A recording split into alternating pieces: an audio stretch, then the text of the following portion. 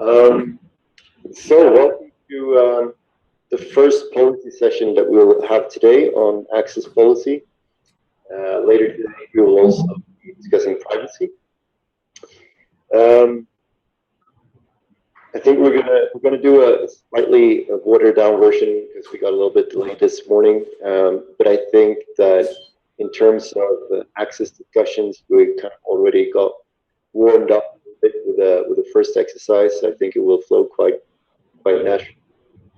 So to give you an overview of what we're going to do today is I'm going to give you a brief introduction about how we at the ISOC team in my team thinking about access policy.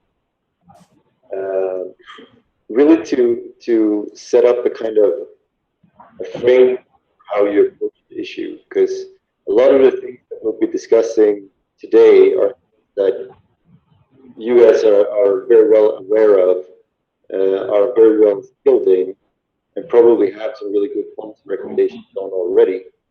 But in terms of approaching the issue, it's very useful to just structure it in order for yourself to be able to come up with an actual advocacy approach in order to present to others.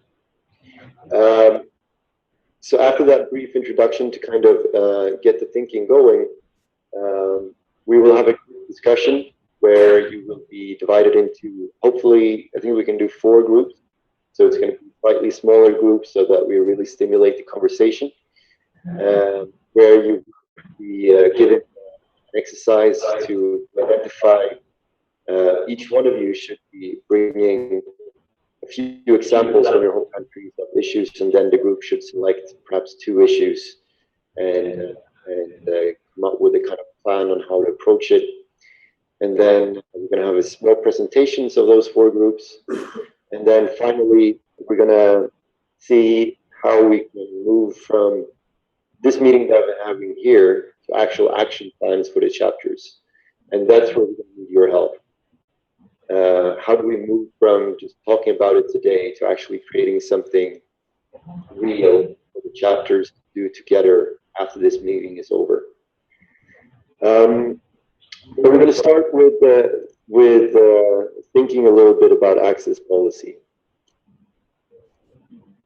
So the best way to start thinking about an access issue is to categorize it and approach it to investigate it, whether it's a supply or demand side issue.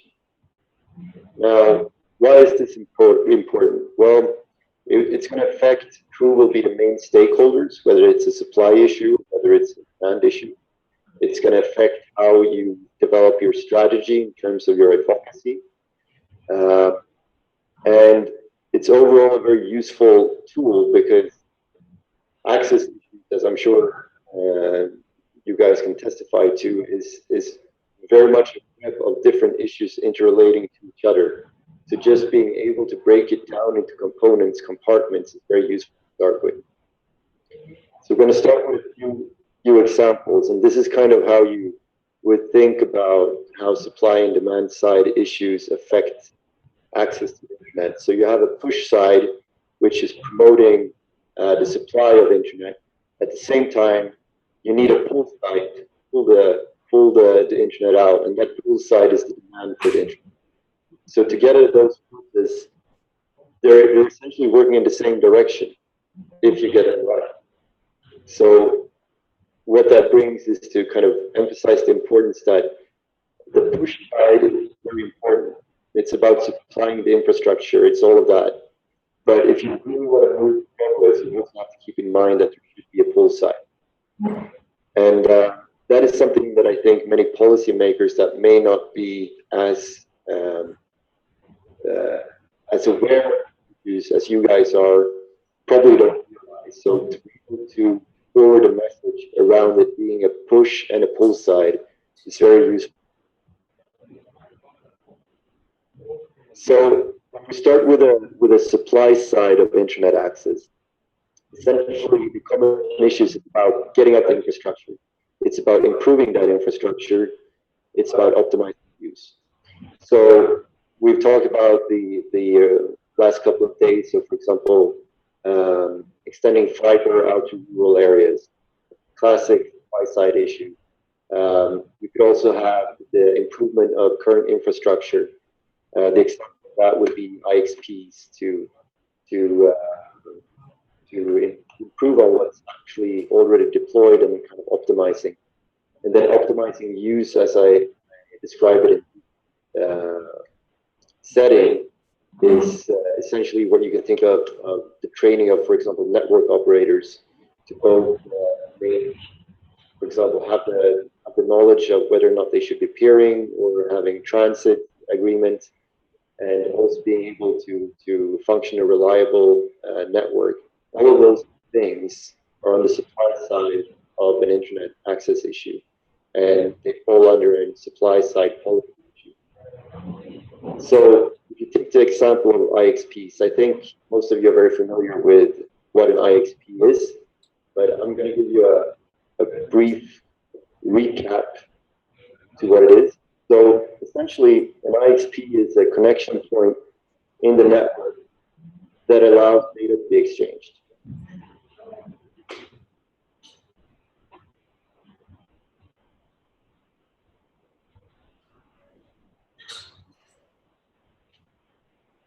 So this very cryptic image is kind of illustrating the benefit here, because if you look at the circle here, it's illustrating a border.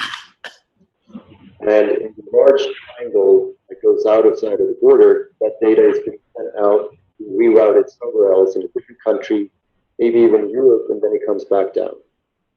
In the small triangle, you're rerouting the traffic within the country. You have an exchange point, an IXP, located within a closer proximity, so the data doesn't have to go all the way very far and come back. And it also affects, for example, the costs of transit, because the IXP or the ISP can have a peering agreement with IXP at the local level rather than paying expensive international transit costs. So for just as a reminder, that is what the IXP does. I think that's something that is very familiar to all of you, but just to keep that in mind.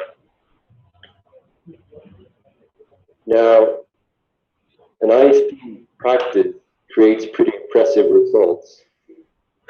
And this is one of the examples where ISOC has been involved in promoting an ISP in Ecuador. And as you can tell from this story, essentially, national transit cost, if they didn't have that IXP within the country, they would have to pay $100 US per megabit per second for the international transit. Now, instead, once you have the national IXP within the country, the cost of exchanging local traffic $1 a month for the same amount of data. So traffic costs reduced to 1/100 of the cost. So that's a pretty impressive result from a very relatively simple technical solution. And this is one of the reasons why ISOC has focused so much on IXPs, because it's a relatively easy technical solution. It's a very intuitive solution solving a very difficult problem. So it's very favorable for those countries that not yet have a extensive IXP infrastructure. It's a very favorable starting point to discussing how the supply side could be improved through a very simple policies of promoting IXP. Now, this is the supply side of the IXPs, and this example is really just to kind of spark the thinking. I'm sure you guys have a lot of more elaborate examples to bring up in the following group discussions. But this could be an example of a supply side issue that requires a supply side policy. Now, the second side, as we discussed, is the demand side. And again, something that you have identified in the discussions earlier today, local content, for example. But some of the common features that will affect the demand side, that will affect people's pool for the internet, would be, for example, that the internet is not reliable, that you have stable internet connection, that you have on and off, so your interest in internet is relatively low because you can't really utilize all its functions, etc. You would have a lack of relevance. You might not have content that is in your language, that is not directed towards you. Essentially, that it's not useful for you to access the internet. And all of those things can be described in varying degrees. So you could have something very tangible as, okay, you don't have the local content, you cannot read what's on the screen, but it could also be more nuanced things such as there's not a interoperable payment system so that you can utilize the e-commerce side of the internet. Now that you cannot use the internet for buying things, for example. You'll only be able to explore a small part of the internet, and your demand for the internet will decrease. That's why when you're talking about access issues, you can incorporate all of these things that affects demands. And I think everyone identified that in our previous session when we talked about trust, for example. So trust is something that will actually impact the user's will and ability to engage online, and in turn that will affect the actual people being accessing it. So this is from some statistics from a recent report that we wrote about promoting content in Africa. And I think this is interesting statistics. Obviously, everything with statistics can be interpreted in a different way, but this is pretty clear. And even if not direct causality between this, it probably has a large impact. So what you're seeing here is that the likelihood of having a smartphone, the probability that you will have a smartphone, if you have the ability to read English, is significantly higher. Now that can be explained by the fact that the ecosystem around how you use the smartphone content available online is mainly. So if you don't speak English, if you have a limited ability in English, that will likely reduce your demand for access, right? So now what you see here is essentially the light blue one, the probability of you using a smartphone if your English English speaking capability significantly higher. So it's very clear statistics that showing that there is some kind of relationship with the smartphone actually being able to access the content through that smartphone, since most of the content is in English.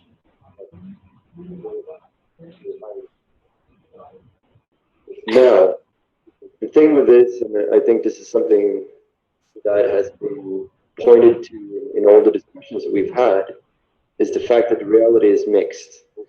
What we just described with the supply side and the demand side, those are kind of ideal types that helps us structure the problem. But in reality, things that are happening on the supply side is going to affect the demand, and vice versa.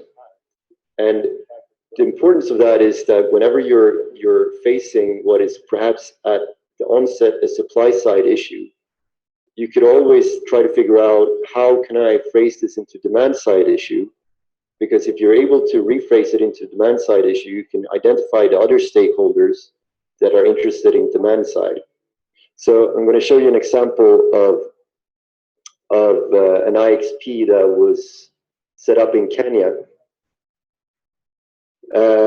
And the primary role here of the IXP, as you can see, is to keep the local internet traffic with the local infrastructure. It reduces the associated costs of internet exchange. So this supports our supply side policy, right? At the same time, it also improves the quality of the internet service. So it drives demand by reducing the latency, for example, of the service. So it supports the demand goal while being perhaps initially thought of as a supply side thing. And if we go to this, which is kind of the result of that IXP implementation, you can see that some of the benefits that they've listed here can quite easily be seen as both a supply side positive effect, but also a demand side positive effect. So the idea here was to let you guys identify what is the supply side and the demand side, but I realized that the screen is pretty small. But you can take the first one, for example, latency. it was reduced from 300, 600 milliseconds to 2 to 10 milliseconds. So if you're a user, if you're going to load a website, you suddenly, load that website 20 times faster. And that's probably, or even more than 20 times faster. So your demand for that content is going to go up if you can actually access it, if you feel that it's being useful to you.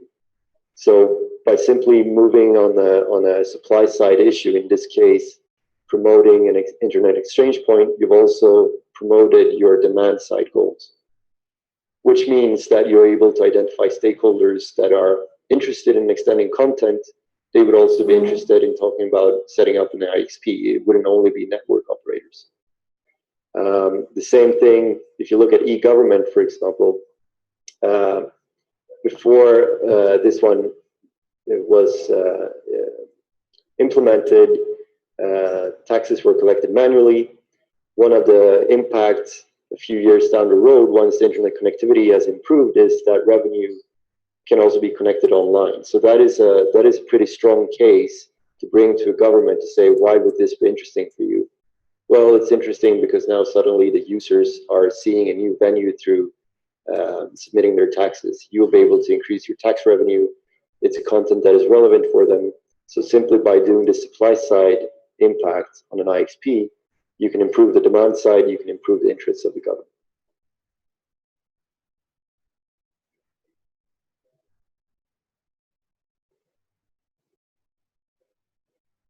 So what we're going to do today, using this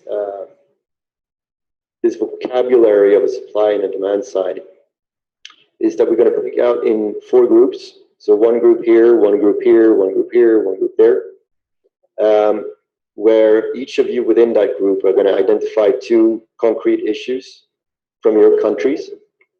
And then the group is going to decide on 2 of them for your group to focus on. It could very well be that it is similar issues, so try to choose that. And when you're discussing it, start by thinking, is this a supply side or is it a demand side issue? Just for your own thinking. It helps you frame what the issue is and identify the kind of primary stakeholders. Then the second step, and this goes into a little bit of what we were discussing yesterday, is to really concretize what is the best possible outcome to solve this issue. So if we take the case of rural access, let's say that it's an issue now that 40% of the population in the country doesn't have access because they live in a rural area, and the best possible outcome is obviously that 100% have that. So set that really clear goal for what the best outcome of affecting this, implementing this solution would be. The last thing in the group exercise is to really go back to what we were talking about yesterday. Based on this goal that you identified, think about who are the other stakeholders involved. Now, going back to the idea of a supply and a demand side, that might help you to identify, okay, so if I'm going to implement an IXP, the main stakeholders I'm going to sell this to is probably network operators, ISPs, etc. But as we saw, there's also other stakeholders that would be interested in the impact of an IXP. So an idea could be, for example, to list your primary stakeholders, the ones that you have to engage with directly, but also other stakeholders that would be interested in the same outcome. So for example, if you would have civil society, let's say that you have the teachers union.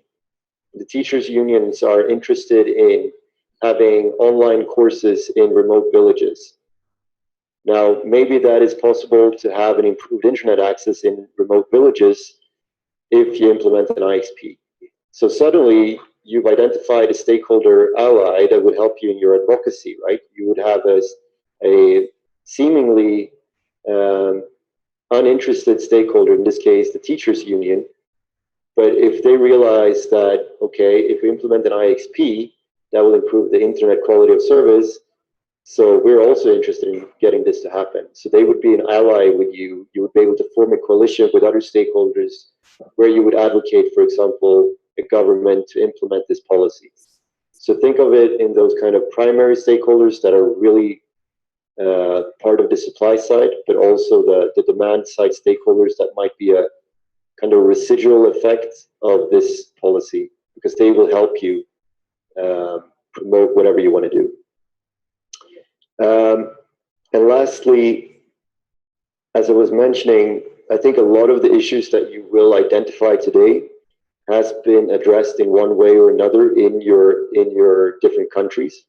So I'm pretty sure that there will be someone in your group that has an example of what has been done. So draw on those examples and share them with the other groups when you're presenting, because that is the part of the action plan coming down, to really identify best practices from other countries, identify perhaps where the knowledge is within other chapters of how to go about whatever we want to achieve. Do we have any questions before we break out? Yes.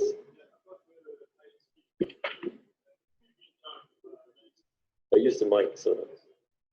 About the IXPs, we don't have an IXP in Morocco, but I'm wondering, in the countries where there is an IXP, who is in charge of the IXP?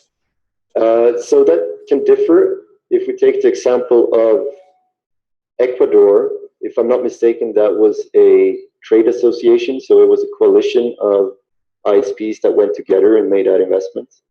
But it could be different setups. It could be a government running the IXP. Usually it's not. Usually it is a coalition of IXPs or ISPs that are doing it in a non-profit manner because it helps forward them their goals. But that is certainly something that is part of the kind of solution that you're trying to find. So if we want to set up an IXP, do I want to advocate to the government to solve this issue or run it? Or maybe it's better to advocate foremost to the ISPs, help them overcome this kind of competitive dilemma that they could find themselves. So, I mean, they are currently in a suboptimal solution. They would be better off if they collaborated, but they might not have that connection. So it could be quite an easy solution. Yes. Yeah, thank you. Just to answer the question also, like the case in Cameroon. The case in Cameroon is a group of internet service providers that came together, and we worked for long to be able to come up with an association, because we're not easy within themselves to be able to come up with a structure. So we manage by an association. And I also want to say that there are models following best practices. There are models that you can use. So you can decide that it should be an association. You can decide that maybe the government will take charge. You can decide that whoever. It is a model that is taken collectively, and then you follow it.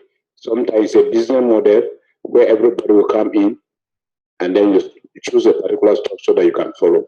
Thank you.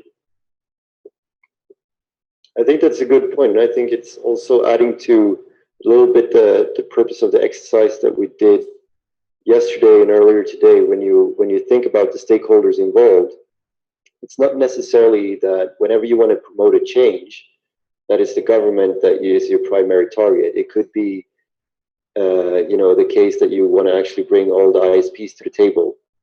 Now that might be the big hurdle for a change.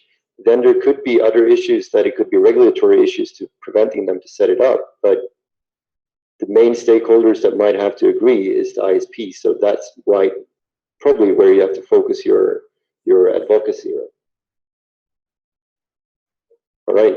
So we're going to keep this table down here, the one that was formerly called the mixed table. That's going to be an English-speaking table. And also francophones that feel comfortable speaking English, I think, should join this table.